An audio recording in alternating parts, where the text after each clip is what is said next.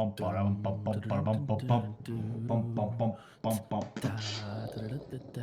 back. We're back. We're back. We're here. Welcome We're back, here now. everyone, to the next greatest installment of the Forager Fitness podcast. I'm Rob. This is Nick. I'm Nick. What's up? Welcome back. Glad you all are here. 5 of us. Wow, we are cool. We are good at this. Check it out. We are so It's good. like- That's like a living room full of people. Yeah. Like we're having a pizza party. Like you guys are over to watch the fights. Like this is what we're doing. What's up, everyone? Welcome back. We're glad you all can make it. Got an awesome one scheduled for you guys today. Meza, we can't play music right now. We're having an issue with our YouTube getting Is that Albert? taken Is that Albert right now? down. I don't know. Who is it? We'll figure it out. If his name is Meza, Yeah. that dude's name is Albert. Yeah. Sorry, man. We can't have music right now. We're having issues with copyright on our YouTubes, but we'll work on it. We'll see what we can do. You know it. It is. He said. I adopted that cat about a year ago. So That's yeah. cool. That's awesome. Well, before we get started, guys, again, thank you for stopping by. We're excited to have another episode for you guys here on Twitch.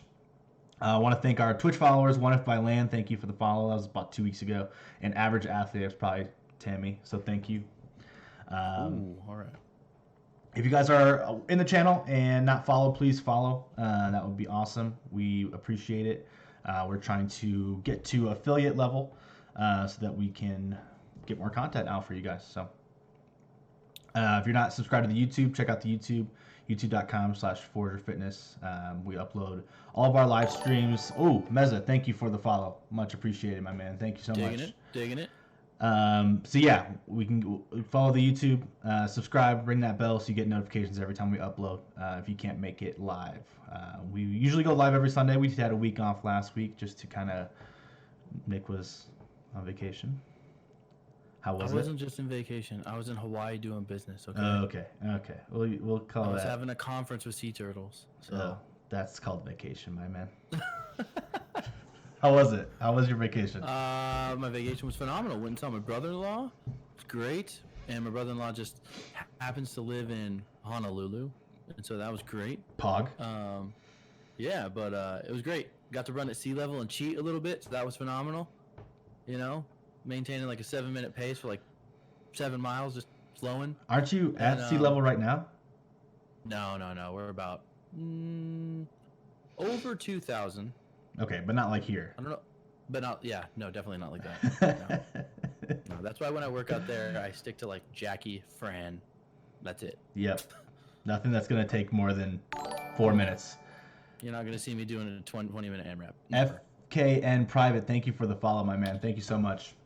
Much appreciated. Tyler, I think, that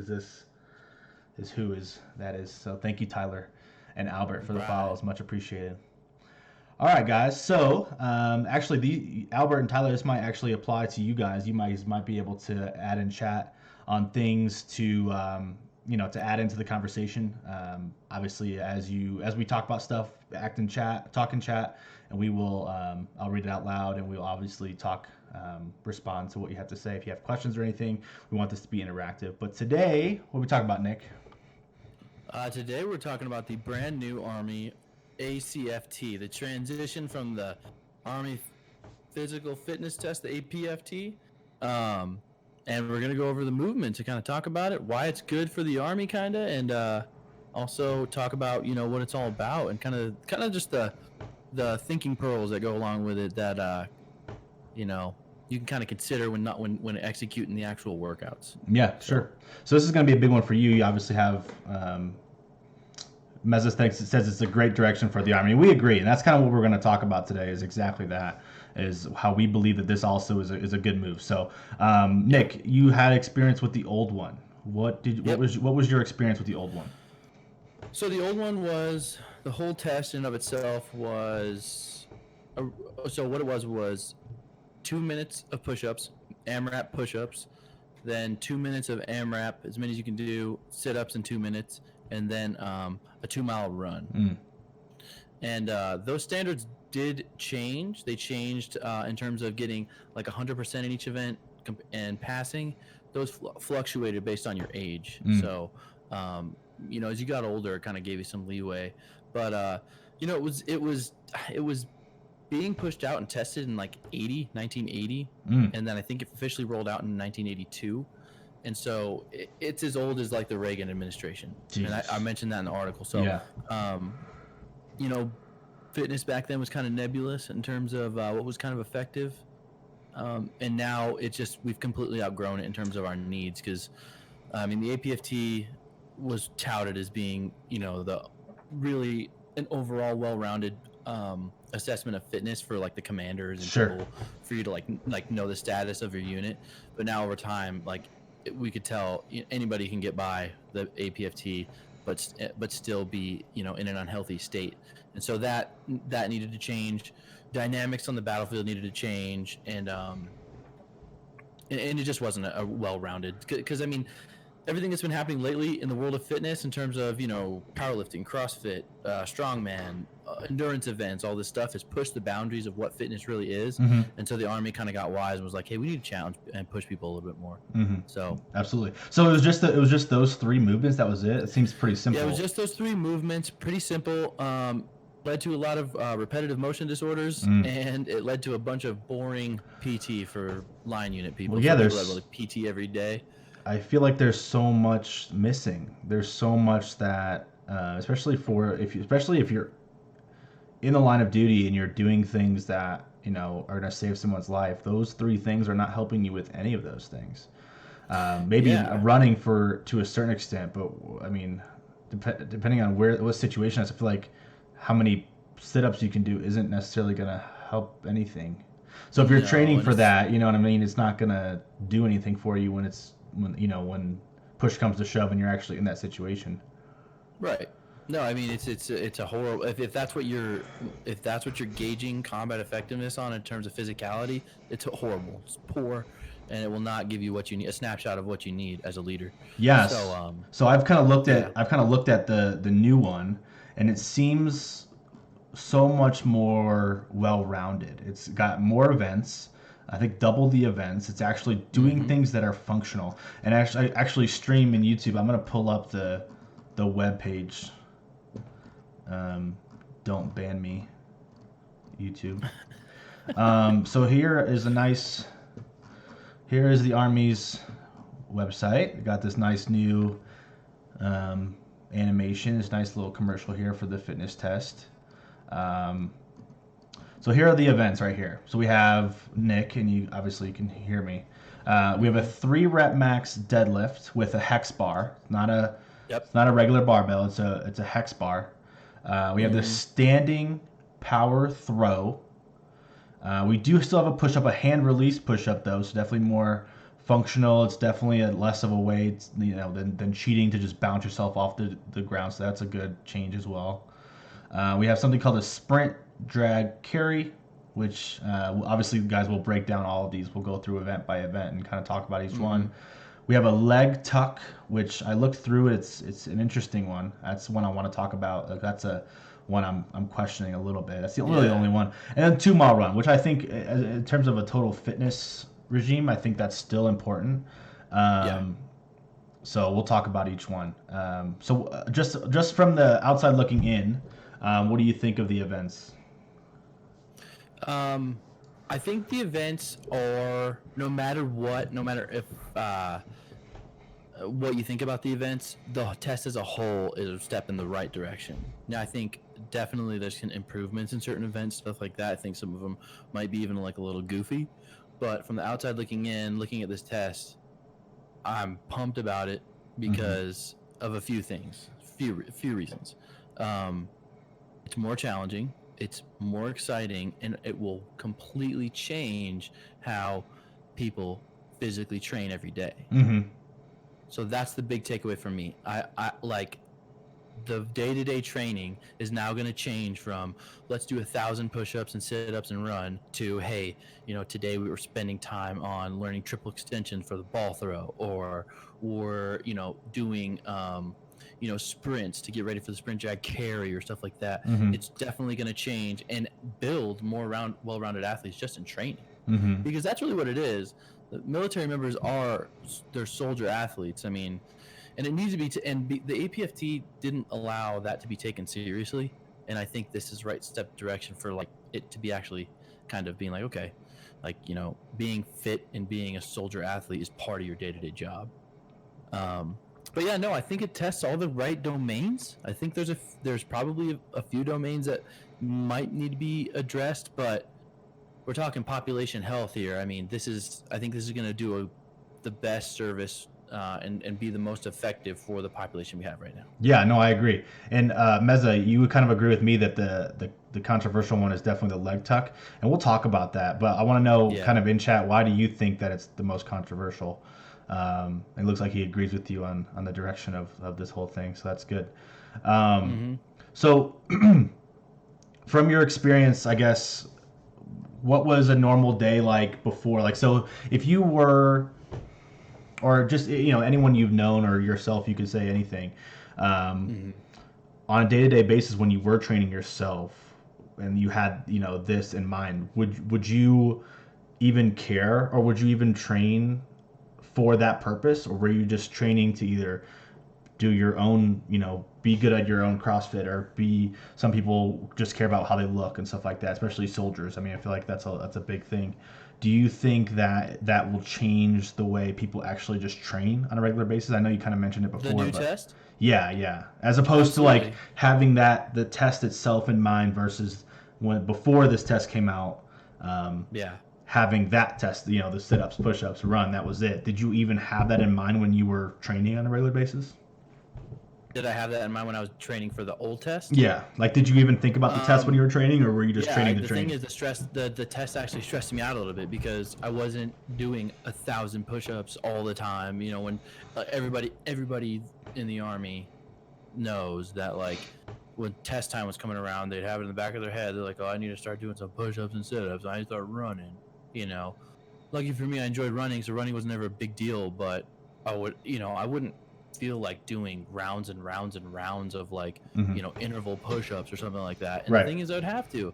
It would suck because I'd have to take a day to do something like that over doing something that improved my actual overall fitness. It pissed me off. The reason how I felt. Yeah, the reason I asked that is because just from looking at these are not events that you can, like, especially the deadlift and the throw. These are not ones that you can just roll up, like, maybe a week in advance and say, okay, time to get my deadlift ready, right? Yep. You can do that on a 2-mile run. You can say, okay, I'm going to run every day. I'm going to run 3 to 5 miles every day until this test, and you'll probably do a little bit better than you did last time. But absolutely, just from what I'm looking at right here, you cannot walk up a week before and say, oh, I'm going to put 100 pounds on my 3-rep max deadlift. Like that's so. Yeah. Just from like someone who's not in the military but has a lot of training in general, I would never be able to walk up to this test and say, oh, I'm going to crush it. It's for me, I need to have now a regimented plan based around these events rather than let's just hope I can do some push-ups today. It's a different. Yeah. It has to be a different mentality, as from your whole output rather than just, okay, I'm a week out. Let's see what I can do now. Right? There has to be more of a plan.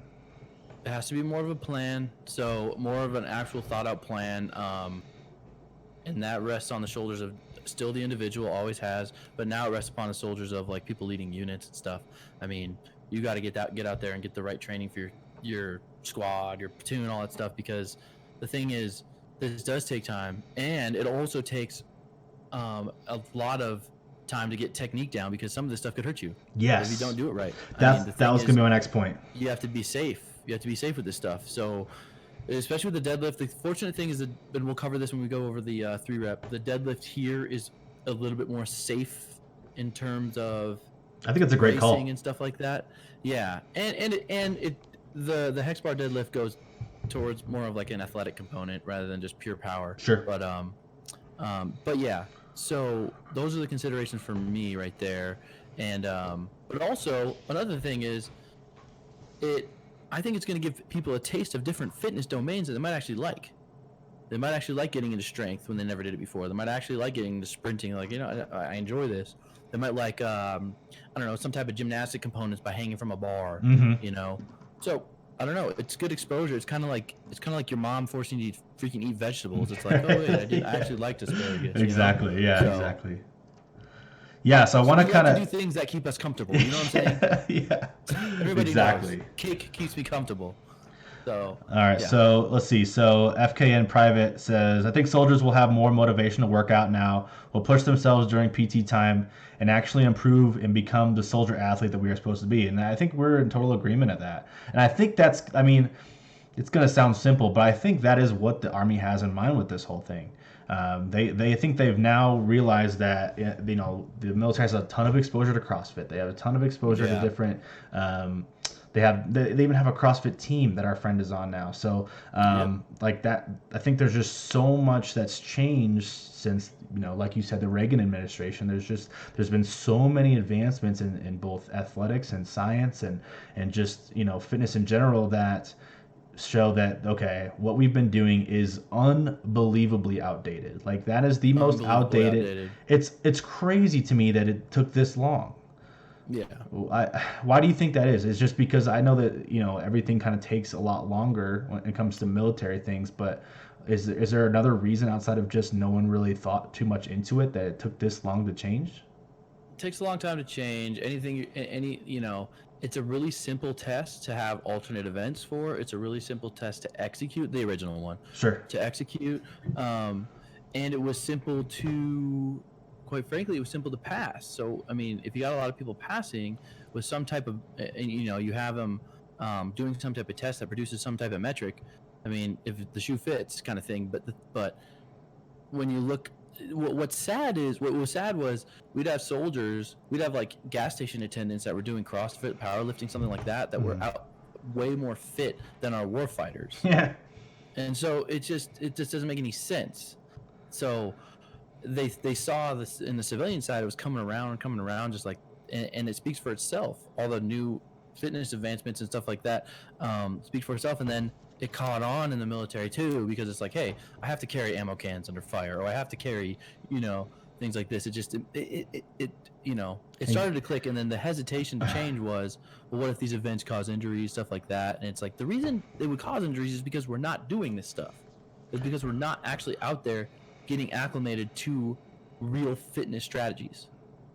So do you think that they'll have some sort of like workshops and trainings that will teach soldiers how to do these things correctly, or you think they're going to be kind of on their own? No. They've already done that. They did it in typical Army fashion. They had, representatives from units go and take a train the trainer kind of thing. Good class, get a level, get it.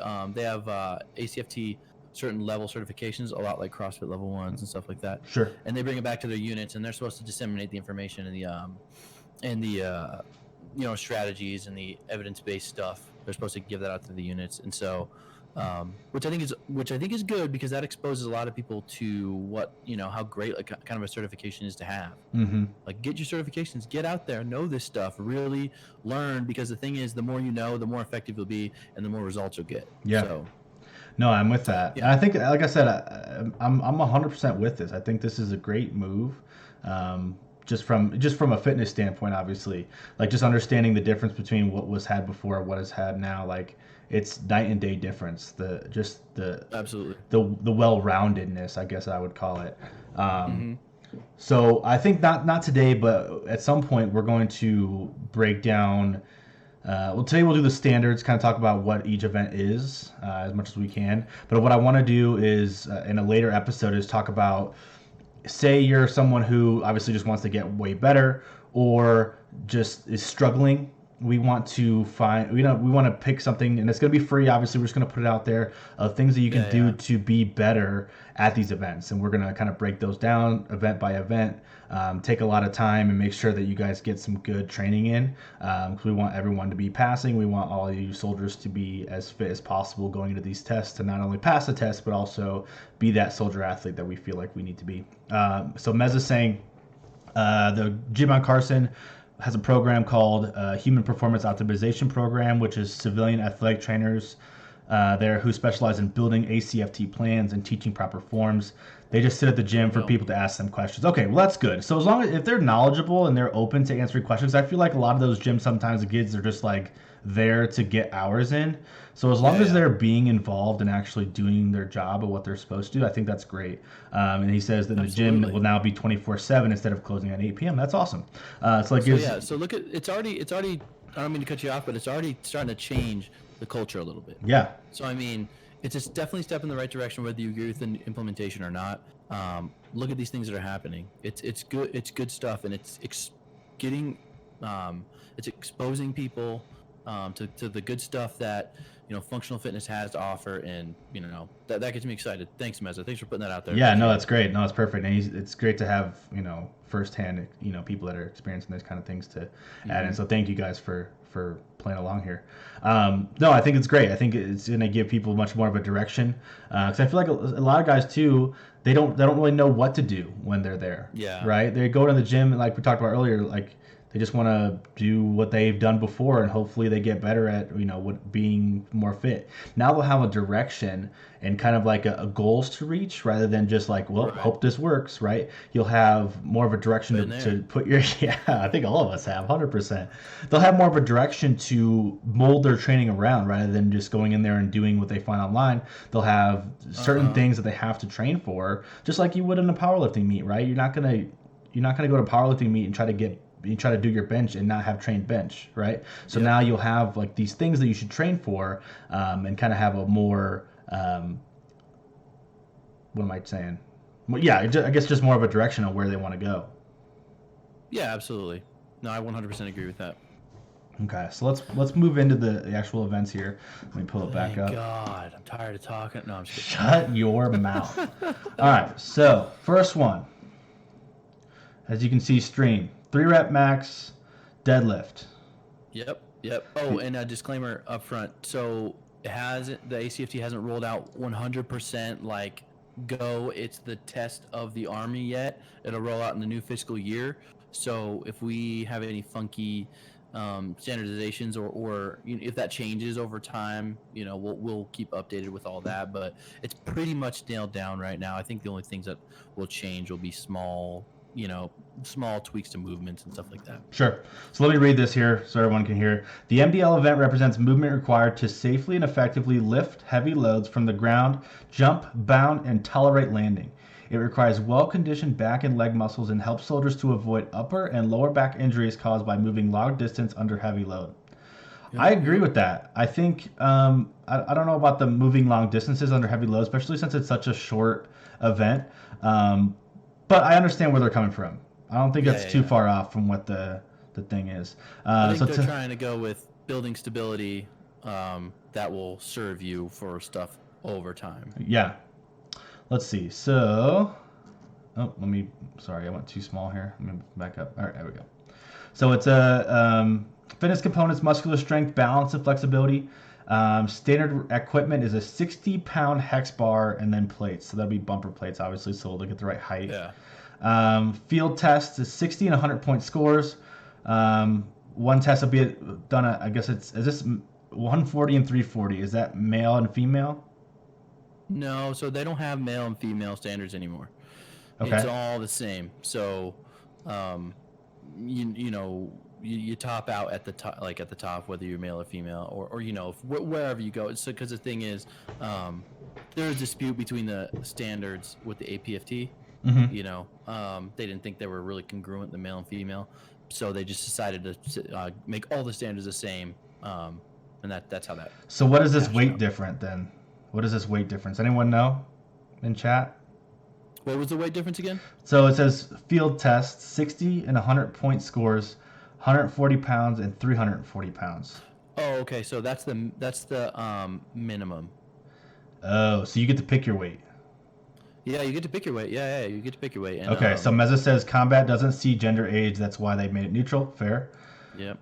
So 60 to 100 points, 60 points equals 140 pounds, 100 points equals... Okay, so that's like your max. Okay, that's like your cap. Exactly. Yep. That's fair. So then there is a cap. Like you can go ahead, you can go ahead and deadlift 500 pounds, but you're still just gonna get credit for the 440. Albert, he's dogging you right now. Certain jobs What'd have he say? different standards. He said nurse, like Nick, can be weak, and infantry has higher standards.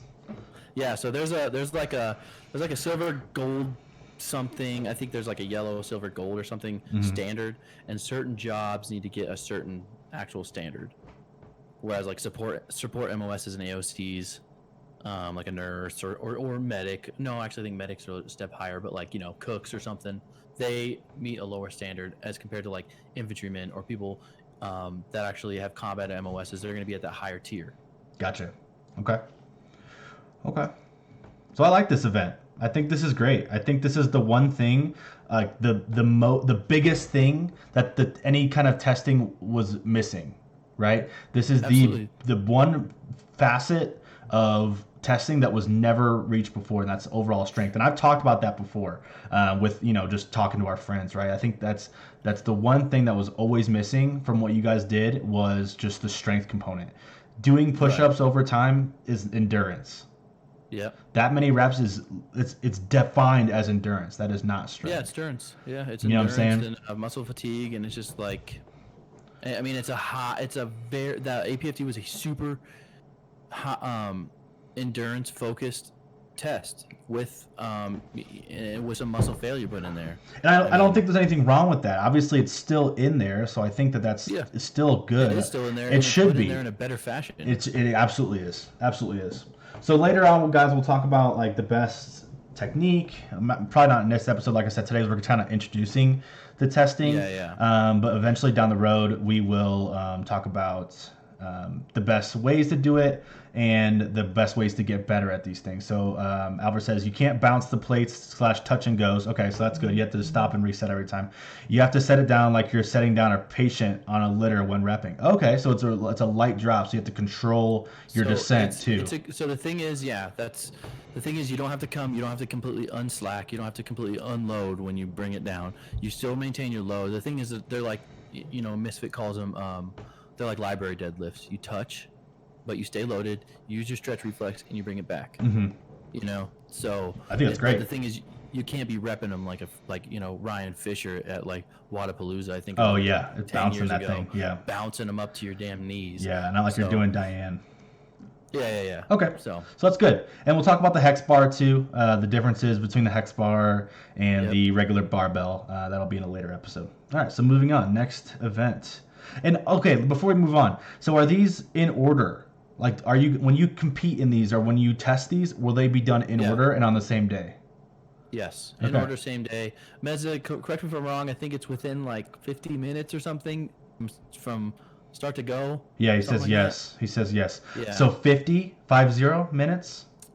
Yeah, 50. I mean, it's more than enough time. You get more breaks in between the to get all 6 events. In between the events. Oh, he says 1 hour for the whole test. Okay, got it. 1 hour. Okay. Okay, so moving on. Next one. Standing power throw. This is an awesome event. Awesome top end power. Let's see. So let's read it through.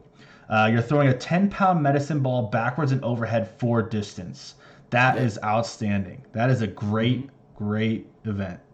The SPT event, so standing power throw, represents tasks requiring quick, explosive movements to maneuver equipment and personnel. Absolutely outstanding. What do you think about this event?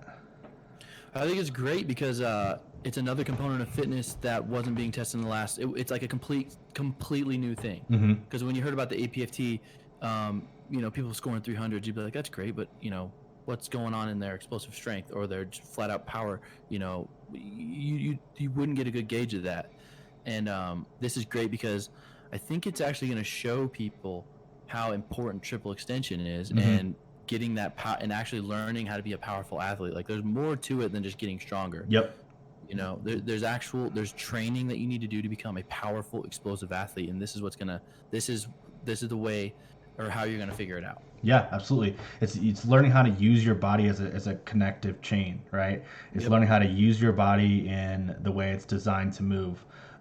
He said you are allowed to jump when throwing could be interesting talking about the future, whether it's adaptation or not. Yeah, absolutely. It's about the connecting to the ground and making yourself a full system. And we'll definitely talk about that, 'cause that's literally the biggest part of that. And I think is if you kind of just quickly, I don't think jumping is necessarily bad as long as you do it at the right time. It's just like a clean, right, or a snatch. Your feet come off the ground, but at a certain point, right? So I think I think that is a good addition, that it is allowed. I think that's great, because it gives you a true potential of what you can actually do with your body. Yeah, when I saw a bunch of people doing it through our run through, we did the test. I did the test in full and to standard, and I saw a bunch of people jumping before they reached triple extension. Yeah. Because they were thinking about jumping. Correct. They were thinking about getting the jump in. It should just they were be midair trying to get triple extension, and all they were doing was in midair just kicking their legs down. Yeah. They didn't transfer any energy into their hands. Correct, and that's exactly what I was going to say. It should just be a residual effect of the movement that you're doing, that your feet come off the ground, not that you're trying to just jump for jumping's sake. So yeah, awesome. Yeah. So fitness components, explosive power, looking like a silly salmon out there, flopping around. Explosive power, balance, and flexibility, perfect. Standard equipment. This is what I was going to ask you. Is a 10-pound medicine ball? Is that too light? You think? I don't know about that. I haven't really thought of that. Because anything heavier, it would be tough to do it for distance, right? So I understand everyone can do it. Everyone can at least put up a distance. It's not like, because you got to think, if you just went 10 more pounds, think about throwing a 20-pound med ball. It's not the easiest thing for everyone. No, so 10, I think. I'm throwing them at you in the gym. If you take this, like, God damn it. I think I almost broke my brother's ACL once doing that. I was like, let's hit him with this. So is the ball the size of like a wall ball, or is it like a smaller? It's the size of one of those slam balls. Like slam balls. Okay, I like that. I think that's good. I like that it's more compact. It's good. I don't know. I think because when you do the event, when I first did it, I thought it was like, I'm throwing this behind my back like a laser beam. I'm going to throw it straight. And guess what? I went like the first go was like 7 feet. Yeah, I think that's where the practice comes in, because a lot of it is angles, right? You have to make sure you're at that 45-degree angle to get the proper distance and height to make sure. So and it goes up way more than you think. You need to go straight up way more than you think. So with that being said, I think 10 pounds is actually probably good, because the thing is, if you clear it, I mean, that's a good show of explosive strength. And it would be hard to kind of, you know what? Maybe maybe for the weight of the ball, they can use like a CrossFit Open kind of thing. People can use the 10-pound, and when the population gets real proficient with it, they can add more weight. You know what I'm saying? Yeah, absolutely. So, but I think 10's good for now. I think it's great. No, I think you're exactly right, and I think that's going to be another thing that you can add into your programming and your training, is just getting out there and doing practice throws, because you have to create muscle memory to get that angle and that proper release point every single time. So you're not going up there wasting reps, right? You don't want to be the on your testing day, the first day you've thrown this ball, right? Because you're going to go up there and throw it straight up in the air or straight down into the dirt, right? So I think that's another thing you can add to your programming, just maybe once a week. It doesn't have to be like you do every day. That's silly. No. Just do it like once a week, maybe once every 2 weeks. At least get out there and do some max effort throws to get those and maybe video. Maybe if you want to, have just like a partner go out there and watch you, so that you can make sure that every single rep is consistent. You're getting the right angles, so that when you get up there, you know exactly where you're going to be throwing it and how you're going to be throwing it on test day. Yep, and then figure out, where you want your feet, and if you are a jumper that jumps back a substantial amount, how far you have to be from that line. For me, I had to be from the line a certain distance, because I did jump just a little bit, and it would bring me back, and I didn't want to fault. So yeah, muscle memory for sure for this one, because it's got that jumping motion, just like we do with the clean, the snatch. We get that down, and then we don't even think about our feet when we're snatching. Exactly. So, yeah, it's just definitely same thing as one of those. Okay. So Tyler says, I'm going to say the weight is okay. There are a lot of people that have trouble with hitting the minimum score. And that's exactly what I was saying. Exactly right. That could also be because they don't know when to release. Exactly. So that's exactly what we're talking about, is just making sure you get out there, practice it. And maybe in training, obviously, as you start to get proficient at it, do it with a heavier weight. I mean, that's really the only way to get better at something. Once you get the technique down, start adding load. Yeah, start absolutely. Load. And realize, just like it's for Olympic lifts, realize when you add more, the actual movement is going to take more time. You're not going to execute, and I mean, when I say time, I mean milliseconds. Jared Enterton talks about it Mm-hmm. on a lot of his. When you do it, when you go up and wait, you need patience. You need patience and wait for the movement to go all the way through because it's just going to take longer. It takes longer for all the muscle fibers to activate and get moving. So, practicing with a heavier weight after you've nailed down technique. 100%. I agree. All right, let's see what else they have to say. So here you go. Here's your minimum scores. So 60 and 100-point scores. Minimum is 4.5 feet, or I'm sorry, 4.5 meters. Apologize, 4.5 meters, and 12.5 meters is the max. So I guess that's the 100. Okay, got it. So they have. I was gonna mention this too, and this is kind of what we were talking about. For the next episode. They give you these little videos here of different things you can do to help with your training. We're gonna talk about why these are good and why there's better things you can do. I wouldn't say they're bad because they are good. Like they make sense in regards to like the muscle systems and like the energy systems they're using. But yeah, we're gonna talk about some stuff you can do different. I'm not gonna say better. Not gonna say worse. Right. Just different. Politically correct. I'll be on. Okay. All right. Solidarity with my partner. Yeah. So here you go. So on the bottom it says throwing equipment onto or over an obstacle. These are skills that you'll be application. Lifting soldiers up, assisting a buddy to climb up a wall, jumping across and over obstacles, employing progressive levels of force in man-to-man contact. Okay. Good. Boom.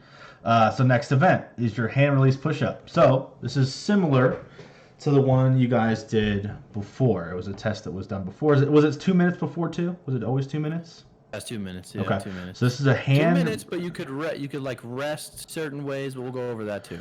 Yeah. So that'll be next episode. This actual application. But today, so hand release push-up, arm extension. So complete as many hand release push-ups as possible in 2 minutes. The hand release push-up is an upper body endurance test that represents repetitive and sustained pushing used in combat tasks. So at least they are realizing what they were doing before and putting a definition on it now. Upper body endurance, muscular endurance. Yep, exactly. Yeah, because in the APFT, it was upper body strength and endurance. I'm almost positive they said strength, and it's like, well, if there's way better ways to gauge that. Sure. But yeah, no, they get it out there, endurance, because the thing is, the other parts of the test test those different modalities. So yeah. So fitness components, muscular endurance. There you go. Perfect. They nailed it. Here's a question I have for you. Standard equipment is kettlebell. Where's the kettlebell in that? For the push-up? Yeah, that's what it says. Oh, it can't. The thing is, your feet can't be wider than a kettlebell. So the insides of them. Oh, you can't have your feet spread eagle. Yeah. Got it. Okay. Yeah. Whereas I think in the last APFT it couldn't be longer than or farther than a foot. They brought the standard in a little bit more. Good. I mean, you should be feet pretty much together, anyways, right? That's how I always type. The goal. I mean, if you're looking for like an optimal push-up, like the most challenging and strict, rigorous push-up, it's going to be your feet together. Yeah, because that's going to be most where you're engaging like the majority of your trunk and your hips and things to make sure that you're not falling over. That's the most challenging, definitely. Because literally, when you have your feet open, that's just balance. So if your feet together, you're using your trunk, you're using your hips to keep yourself square. Mm-hmm. All right, so field test, 60 and 100-point scores, 10 to 60. Damn, 60 is good. That's impressive. You can do 60 in 2 minutes. That's hard. Good. It is good, man. I was one off, and I was fried. Cruise, yeah, I bet. All right, so again, they give you like these little recommendations that you can do. So these are good. Application to common soldier tasks, moving obstacles, pushing an opponent away during man-to-man contact, pushing a disabled vehicle, getting to and from ground during evasion and maneuver, reaching out from the prone position when shooting, taking cover, or low crawling. Okay, I like that. I like how they give these little breakdowns. Yeah. No, it's good, and I mean, it might sound a little cheesy, but it really is. That's the only, this is the reason why we do this. This is the reason why we are, charged as being soldier athletes, and the reason why we, actually get tested, and because we need to be shown that we're taking, being accountable, and showing that we're putting the time into ourselves. So, I mean, it's the whole reason it's there. Yeah, absolutely. So this next one is actually my favorite. I think is probably the in my opinion, the most applicable to what like a infantry or ground soldier would actually do. And that, again, this is someone who hasn't served, so I apologize if I'm off here. But this one is this is the sprint drag carry. Conduct. Dude, this fries you, man. So this conduct 5 by 50 meter shuttles for time. Sprint, drag, lateral, carry, and sprint. So the SDC is a test of strength, endurance, and anaerobic capacity, which are needed to accomplish high-intensity combat tasks that last from a few seconds to several minutes. Mm-hmm. So tell me what there's no video. I was hoping there was going to be a video that I could watch of someone doing it. No, so I'm going to try and remember these in order. So it's the thing is, each sprint is a 50-meter sprint on a 25-meter course. So you go down there and back. Mm-hmm. So the sprint, you sprint as hard as you can, 25 meters, come back. You're going to drag I got a demo. I want to watch this because I'm actually interested in this. Hold on, let me pull it up here. That'll probably explain it way better than me. Well, it's just there's a lot going on here, so let me see. Yeah. It's the most complex event for sure, sprint, and it's the hardest. Carry, and it's very descriptive. Let me fast forward here. She's going through it right now. The other feet, and she's going to sprint down to the other end. If we say go, and they start moving, they're going to rise to their feet, and she's going to sprint down to the other end. So she's going to. Let's go ahead all the way through it. So she's going to sprint down. She's going through it right now. She's running all the way through. She's touching, running back. Yep. At which point in time she's going to pick up the sled. This looks fun though. I mean, it's probably hard, but it looks fun. I know. Doesn't it remind you of a floater wad in It does in like a competition. In a comp, it's like floater wads we've done in comps before. Okay, that's enough. I don't want to get banned. Okay. No, I think that's good. What do you? She said. Todd said, "What a sprint!" Yeah, she was cruising. This is just a demo, though. We give her a break. She wasn't actually doing it. Shake. Come on, dig it. Yeah. So, in terms of applicability, what do you see from that? I think in terms of applicability it's the actual moving. Okay, bottom line is moving under anaerobic conditions is what you're going to need in battle. So with that being said, I think this gets at least the soldier familiar with being in that type of pain. So the thing is, it's that event that you go all out. I mean, if you want to do well, you go all out, and your legs feel heavy. You feel the lactic acid in your legs. You just feel it. And the thing is, you think you're running at the end. You think you're moving fast, but you're not. So your legs are just blown to bits. Your legs are blown. You just feel like you're running with tree trunks. It's crazy. That's an awesome event.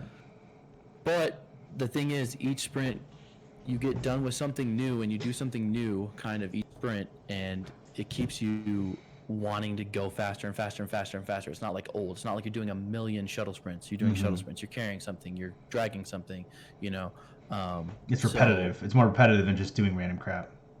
Exactly. So no, I think this is a great test of fitness that also wasn't really on the last test, and a lot of these new ones I'm excited for because it plays to the advantage of some of these people that were well-rounded training, and they were missing out on maxing on the APFT and stuff like that, but they were actually a more well-rounded athlete. So I'm excited for the people that this helps out that put in the time. Yeah. So yeah. I agree. All right, let's see what they have to say here. I lost the page. Oh, cripe. Hold on.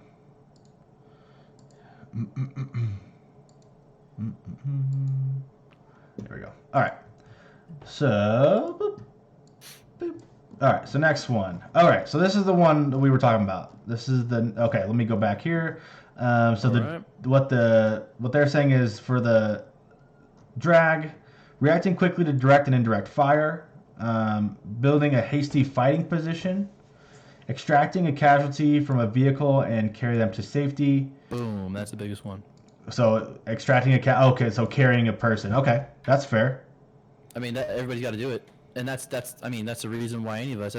That's my whole mantra. I mean, that's the reason I push myself in the gym all the time, because I mean, I'm not going to be the one holding someone back. I'm going to be the one that carries people. I'm going to be the one that, so being able to carry a casualty is huge, because that will happen. Mm-hmm. And learning, first of all, knowing how to do it, but then having the actual physical endurance to do it over The capacity. yards and yards and yards, yeah. And being familiar with that lactic acid threshold, or just like knowing that you're like, oh, I'm in an anaerobic condition right now. Mm-hmm. I think it's perfect. I think it's critical. And then the last one is carrying ammunition to a fighting position or vehicle, which I feel like that's super common, right? That's what I have in my head when I'm looking at this event. Yeah. I mean, could be common. I'm not way familiar with a bunch of combat arms stuff, but before I wrote about it in the article, there were going to be like ammo can carries in the new test before the ACFT was actually came to fruition. There was going to be ammo can. So the thing is, they wanted to implement something like that, and I think they got it with the kettlebells. Mm-hmm. And so, yeah, I mean, carrying stuff, period. I mean, you work in a motor pool, you're carrying stuff. So, and you got to think, a lot of this stuff is meant to be also functional, but also meant to be protective.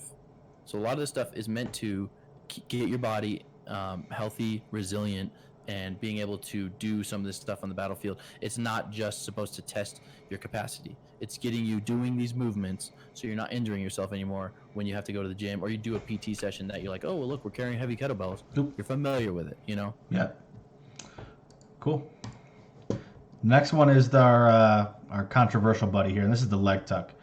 So I think this is like their replacement for the sit-up test, right? This has got to be what their thought process is, right? Yeah, definitely midline stability, and it's a little bit safer. You're not cranking your neck, because the last sit up you had to have your hands locked. Oh, old school. And you were like man. Everybody's neck was like this, and you're wondering why people are having like paresthesias on their left and right arms. Yeah, and stuff talk like about that. getting a profile. That's how you get it. Yeah, exactly. So So this one says, complete as many leg tucks as possible. Maintain a relative vertical posture while moving the hips and knees up and down without excessive swinging. So it's like a strict knees to chest. strict knees to chest. I think you have the option to touch your knees to the chest or into the elbows. So are you actually? So when you're on, so you're hanging from a barbell, right? Your Yep. hands are together like Hanging this. from a pull-up bar. Pull up. That's what I mean. Sorry, pull up bar. Yeah. So mixed grip, but you're like this, right? Where you're holding. You're not like this. You're holding it, but the bar is coming this way, right? So when you're bringing your knees up, are you actually pulling with your arms too? Yep. Like when your knees are coming up, you're actually pulling this way too. Yeah, Okay, exactly. that's So that's weird. the only way your knees are gonna make contact. You've done a knees to elbow, right? Well, sure, yeah, I get the idea, but I guess. But that's the thing. That's the thing that, whether you like the test or not, that's the thing that's really going to get people, because it's, first of all, asking for that coordination, bringing down your arms and allowing your knees to touch. Whether you do that in an orchestrated way or not, probably helps if you do it in an orchestrated way. But then also having the capacity to keep doing that for 20 reps. You know, some people can't do it for 1 rep. Yeah. I mean, honestly, this is a real struggle for a lot of females I know out there. It's tough for them because the body weight, bringing their, the greater proportion of their body up like that is tough, while also doing like a quarter pull up. It's hard. And I feel like is the test over when you come off, like when you let go? So that's another thing. Yeah. That's going to be tough for a lot of females too, and men. It's going to be tough for anybody just to have the overall grip strength to hold on for that long to get that many the reps that you need. So let's go. Actually, let me while we're talking about that, let me get to the scoring here. All right. So fitness components: muscular strength and endurance. Standard equipment says climbing bar, so pull up bar. Yeah. Field test: 60 and 100 point scores. Oh, 1 rep is 60. That's their minimum. Yeah, it's just so 1 rep is the minimum. And then 20. And then 20. Now, is it a time frame, or is it just until you fall? I'm pretty sure there's a time frame, because the thing is, everything's on a time frame. The minute crunch. I think if you knock out 20, you get more rest. Can you see the stream right now, Nick? No. There's a picture of a guy like in a completed rep. It looks like his thighs are touching his elbows. Does that count? Okay. If the thighs are touching the elbows, I mean that's even harder than the. Yeah. Okay. So things that you're helping: surmounting obstacles and walls, rope climbing, descending, or traversing. Okay. Mm-hmm. So overall, what do you think about this test? This one's the only one that I have kind of reservations about, just because I think there's other ways to test that midline stability, but also I don't see what's wrong with. I think they tried to crunch like a midline stability workout with a pull-up, try to get them both in there. Mm-hmm. First of all, I think a pull-up needs to is the gold Should standard be its for own. anything about. Yep. Yeah, should be its own. Mm-hmm. I agree. We can talk about that in the next podcast, but Yeah. and then also, it's just, I don't know. It's kind of a goofy movement, and then it's also dependent on, some places are going to be doing this test in like actual established like CrossFit gyms on post that have great bars, and then some of them are going to be using bars out in outside.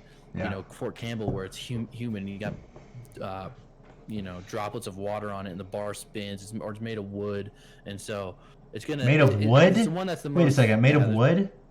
Yeah. I don't understand. Yeah, there's like you go anywhere on post, not really on post, but some older posts and stuff. They have like wooden things that like have the hand things in it that you're gonna hold from, and I mean it's not gonna be seen everywhere, but I mean the Army's haggard. That's how it is. It sounds like a splinter. But most of them are gonna be like the old bars that are like they're slick. They've been out in the rain, the weather. Yeah. I don't know if there's any regulation if you tape them up. The ones you could find at like a local park. Yeah, stuff like that. Oh yeah, those ones that got the code on them. Yep. Oof, that would suck. So Tyler said I can only do 10. Sad face. Oh, poor Tyler. And he said you'll get 20 something. So Tyler, I think I know who that is. Let me ask you: what was the reason? Was it more of like a core thing, or was it more of a grip thing, or what was like your concern of why you had to fall? And you can talk whenever. And he says the bars sometimes they rotate, so there's actually bars that spin. Yeah, so I mean, how well they've been kept up? There should be anchored so they don't spin. Right. I mean, the bonus is you have the mixed grip, so you got 4 against 4 and 1 against 1 right there. So you're gonna be not spinning too much as if you had to be on something like this that would roll. But yeah, dude, these things aren't maintained. They're like bars in wooden freaking 2x4s. Sure. No, I've seen them. And they spin, so yeah, it's gonna happen. Yeah. So Albert said he's weak. Oh, poor Tyler. Baby forearms. So they're probably in the same comment.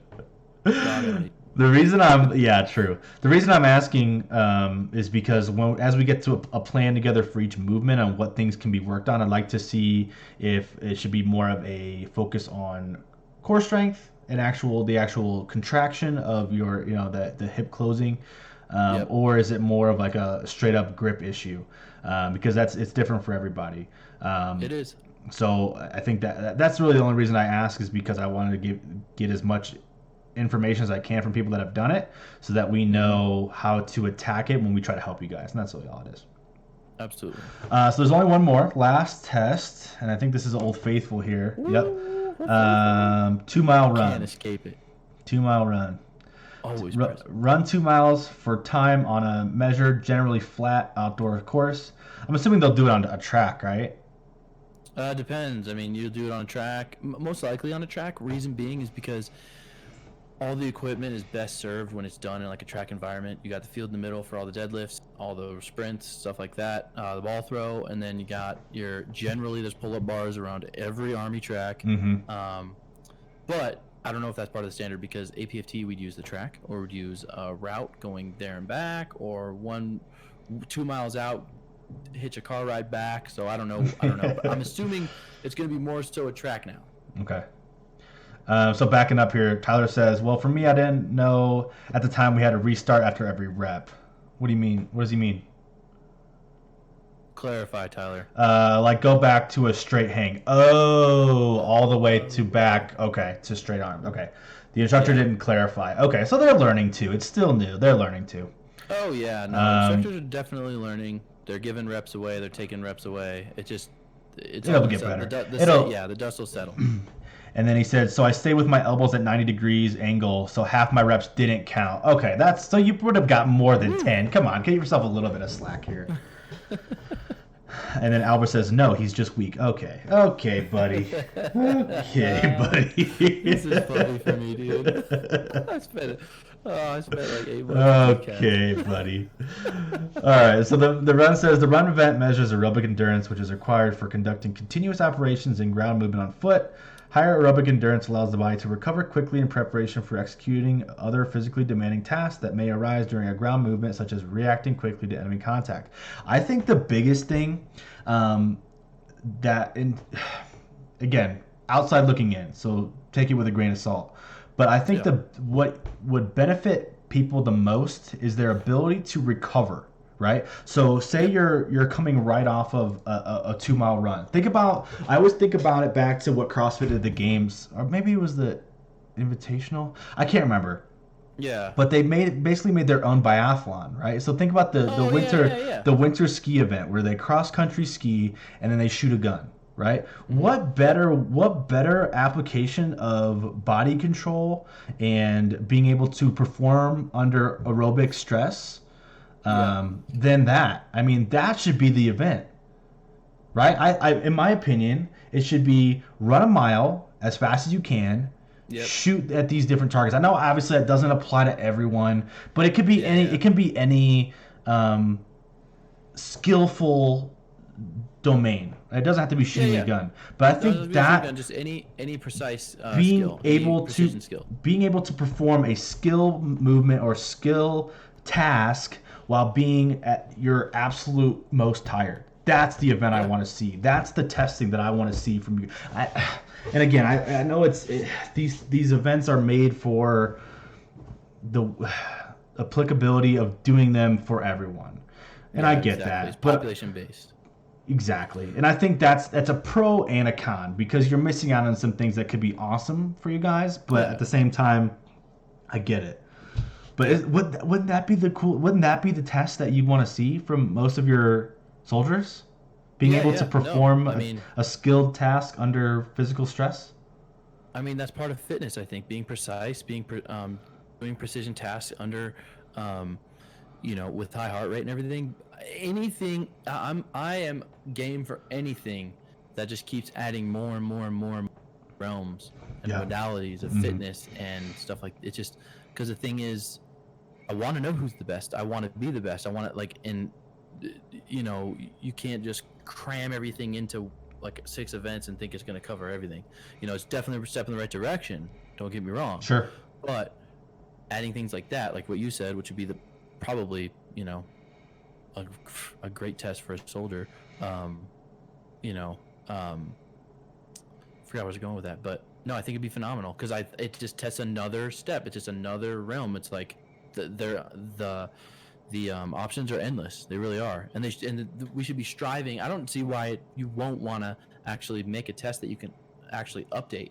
Mm-hmm. Put things in. I think I would agree with an ACFT that was like, hey, get ready for changes. Maybe next year we'll have this. Maybe 2 years we'll have this, and change it up because I think it's always going to be evolving, and the battlefield's always going to be changing, and so we should be updating it way more frequently than like every 20 years, every 30 years. I agree. So Albert has something to say. He says, interesting point. Evaluations for promotions still don't see your score. They only see pass-fail on your annual evaluation. The next step is to view fitness for promotions and job selection. You with that? Of course I'm with that, yeah. Because fitness is the only thing in the military you have 100% control over. And I know that's controversial. Yeah. I know that's really controversial, but the thing is, okay, it's the only thing in your day-to-day job that you have the most control over. There you go. Appeasing the masses. There you go. It's your unit's going to train you better with the ACFT. You're going to be doing better stuff. You're going to become more well-rounded, but the thing is, the onus is still on you. And if you're taking care of business at the personal level and you're taking your job seriously, becoming a soldier athlete, I'm not saying that's everything. Everybody has different jobs that require different skills and you need to be proficient in different tasks. Mm-hmm. But if you take it upon yourself to be great, you should get rewarded for it. Absolutely. Now, the thing is, just like everything else. Yeah, and this isn't exclusive to the Army. We can go on a tangent about it, but about the medical system and everything. But the thing is, we worry about so much about the 1%. We worry about the people where the small percentage of people that do have some type of problem with being fit or something like that. We think that applies to everybody, when it doesn't. It applies to the 1%, very small percentage, and like he said, you should get promoted and be selected by. I'm not saying it's 100% what you should get selected by, but it should way heavier than it does now, and it should, bottom line, show up on your evaluation. Because the thing is, how much time out of your day to day, month to month, year to year that you're training to get good. That you should be training, you should say. Yeah, you should.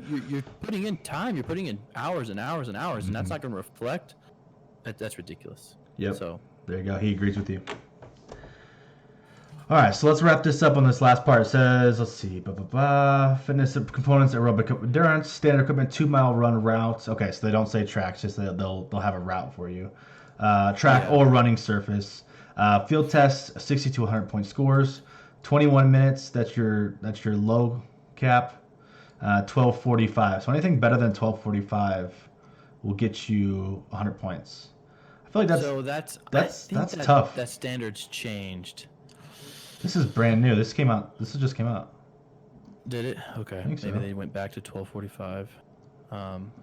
It's my understanding they bumped it to 3 or 13:15 or something like that. But anyways, we can cover that in the next podcast. Either way, it's around the same time you needed, depending on your age, for the last one. But the only reason why this gets more interesting is you're gonna have more systems, more muscle, more systems, more actual muscle groups that are gonna be fatigued in a different way that you need to get used to, and it's the very last thing in the test. Yeah, so he said APFT, but you have 5 events. He's saying 13:30 is the new standard. Okay, 13:30. So they gave you a little bit. That 12:45 standard is ridiculous. That's really hard. That's what that's really hard. I'm down for anything that's more tough, but it was tough. I came in at 13, I think. 13. I'm like, what am I gonna do? How am I gonna get 12:45? Well, I guess I'm gonna train. So, yeah. So that standard changed. And I think it's probably better. Yeah, I'm definitely with you in ways to make it harder, because I want to see what you guys can do, or what your soldiers can build themselves to, right? Make themselves the best soldiers they can, the best service people they can, which is kind of the point of this, right? That's why I think this test should be incremental. Once the population figures out how to take it, and we got a majority of people passing, I don't know, there's gonna be more and more people maxing every year.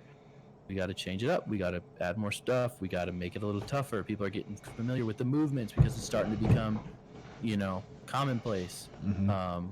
We can make the population better. It's easy. We've seen it. We've seen it in all for sure in CrossFit. CrossFit Open, we had handstand walks 2 years ago. Yeah. Can you imagine doing that with the first Open? 2012, yeah. Come on. So people get better. It's gonna happen. Yeah. So that's the test. That's a busy 50 minutes. Regardless of what the events are, that's a lot to do in an hour. Efficiency, people. Efficiency. So so as we kind of wrap up, let me kind of just answer the questions I had in my head a little bit. Can you move at your own pace, or do you have like certain time frames to do each thing? Ooh. Meza, you might have to ring in on this one. When each event was timed, and it had a block of time, and I think it had programmed rest in there. And when you finished the event, if you finished early, like I knocked out the deadlift super quick, I think I had more time to rest into the next one. So you just can't start the next one before a certain time. Pretty sure. Okay, that's good. I think that's good. I think there should be structure. I think there should be structure. So people that are maybe. He said there's a min-max of rest. Okay, that's fair. That's what Nick said too. Not sure on the numbers. Okay. I think that's good. I think for people that are maybe a little inexperienced, it's good to have that built in so they don't burn out and crush themselves super fast. Absolutely. Yeah. So I think that's good. So overall, I think we're in agreement. I think this is a great move for the Army. Do you see the other branches picking up something like this, or do they already have it? To my knowledge, they don't have something like this. I know the Air Force doesn't. I know the Marine has their PFT does have pull-ups, push-ups, and a 3-mile run. And then I'm not sure about the Navy. I think the Navy is something like that too. Yeah, I totally see them transitioning into something like this, whether it be a watered-down version or something more elaborate. I mean, and the reason being is because I keep saying that whether you think this is a good test of fitness or well-rounded athlete, stuff like that, I think it's just going to change everything in the back end, as in the training. Mm-hmm. So the training, getting people interested in actual working out, like now we can engage the people that are super into strongman, you know, because we got a deadlift. Yeah. Now we can engage the people that, you know, are into, you know, stuff like a triple extension ball throw, things like that. We can engage more of these people because, you know, I'm good at throwing a ball. I did shot put, or I did some type of throwing event in college. It's like, or you're an Olympic lifter, like getting explosive. Yeah. And so I think the engagement level is going to be there, and the stuff in the back end is going to really change it. And that's what I'm excited about. And I think that it'll follow suit in the other branches. I really do. At least some type of adjustment, at least a strength component thrown in there. Yeah. You know what I'm saying? Because that's just the overall domain that just really needs to be. Was missed. Yeah, because you'd have guys that weighed like, you know, 100 pounds soaking wet that would get 300s on the APFT. You know, they could run like hell. They could push-ups, like, you know, and then they could do all their sit-ups just because they, you know, but they probably couldn't deadlift their weight.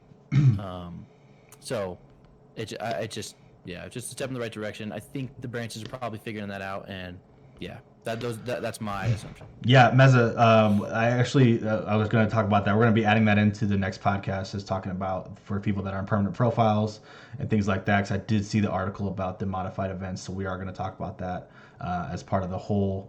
We've run pretty long today. This is our longest one already. Just so you guys know, our plan was to limit ourselves to 30 minutes. We've been going for an hour and 11. So that 30-minute time frame has kind of gone out the window pretty fast. So yeah, I don't want to draw this out anymore, but we will add that into we want to talk, because when we talk about the training portion, we want to talk about for everybody. So not just the people that are doing that quote unquote RX, but for people that are on permanent profile and things like that will have the modified events. So I did read the article about that. I think that's a great addition too, to just briefly touch on. I think that's an awesome thing to have specialized events for each people. So that's really good. Oh yeah, no, absolutely. So yeah, this is we're gonna kind of wrap it up right here. Like I said, we've gone longer than we've ever have. I think this is probably our best one.